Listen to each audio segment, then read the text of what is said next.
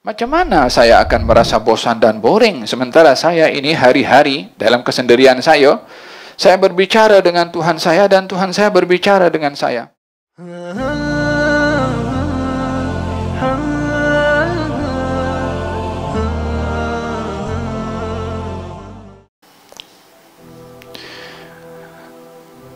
Kata Habib Umar mengatakan di sini, qalu li ba'd alladhina ikhtaru an ya'ishu munfaridin.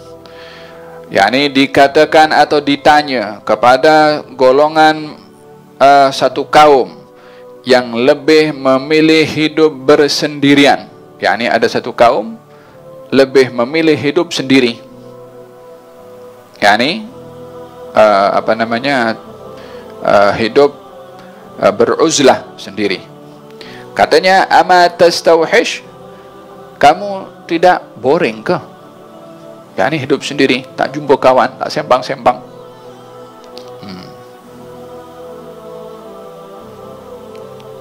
Kita sekarang ini hidup bukan sendiri, tapi kurang sembang.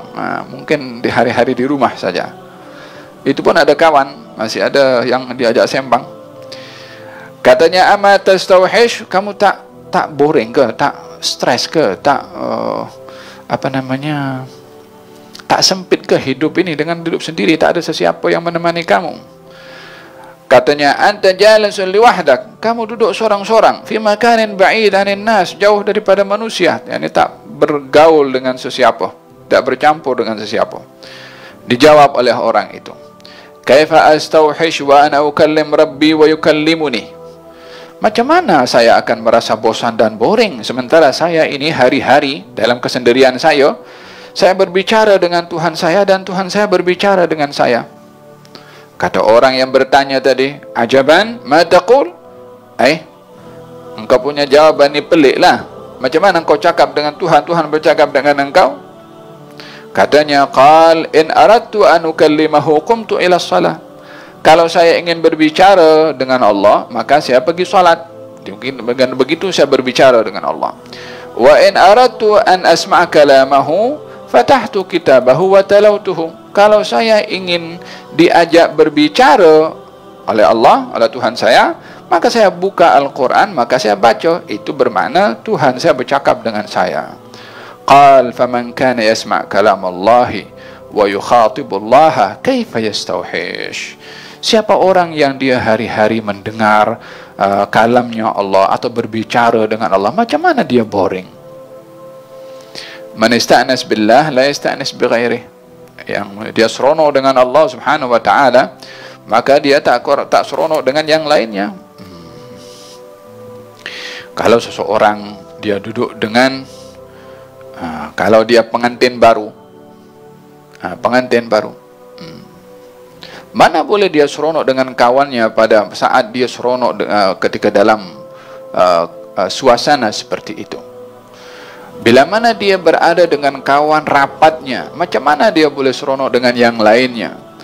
Ini dalam kehidupan kita di dunia, kita pun memilih bila mana berada dengan seseorang yang kita seronok dengannya, maka kita kurang memilih yang lainnya. Tentunya kita memilih dengan seseorang yang kita seronok dengannya. Mana ada keseronokan yang lebih daripada keseronokan bersama dengan Allah Subhanahu wa taala bagi yang merasa seronok.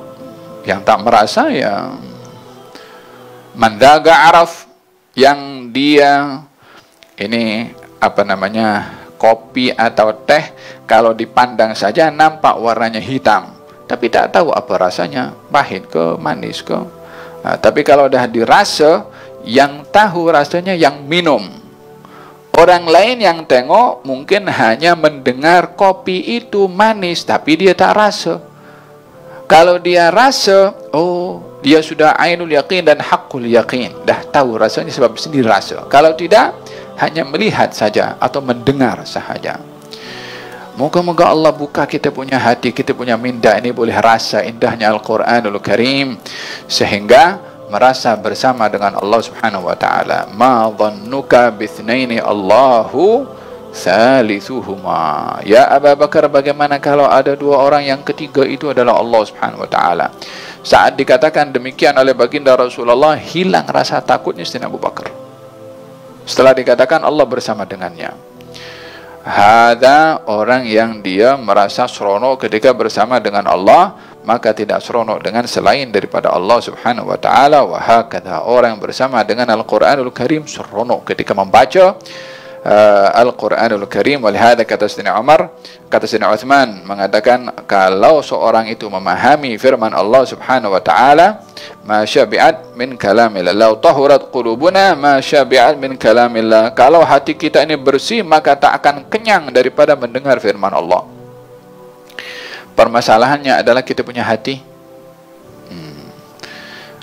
Mudah-mudahan Allah membersihkan dan mensucikan kita punya hati untuk memahami firman-firman Allah subhanahu wa ta'ala. Wa hakadha, berkenaan dengan keseronokan bersama dengan Allah subhanahu wa ta'ala. Qala Sayyidina Muhammad bin Hasan Al-Jamalul Lail,